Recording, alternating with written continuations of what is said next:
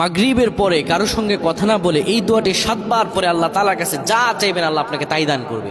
অভাবে আছেন, ঋণগ্রস্ত আছেন, মাথায় টেনশন, ঋণের বোঝা, বাড়িতে থাকতে পারতেছেন না, আল্লাহ সব আপনার পেরেশানি দূর করে দেবে ইনশাআল্লাহ। যদি আপনি আমলটি করতে পারেন, আমল মানুষের জীবন বদলিয়ে দেয়, আমল মানুষের জীবনকে পরিবর্তন করে দেয়। আল্লাহ তাআলা আপনার সব দোয়া কবুল করে নেবেন ইনশাআল্লাহ। মাগরিব নামাজের পরে কিবলামুখী হয়ে থাকবেন, কারোর সঙ্গে কথা বলবেন না, কারোর সঙ্গে কথা না বলে কিবলামুখী হয়ে আপনি পড়বেন আল্লাহুম্মা আজিরনা মিনান নার, আল্লাহুম্মা আজিরনা মিনান নার, আল্লাহুম্মা আজিরনা মিনান নার।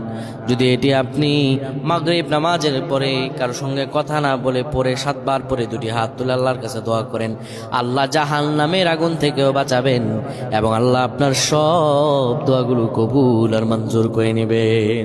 আল্লাহুম্মা আমিন।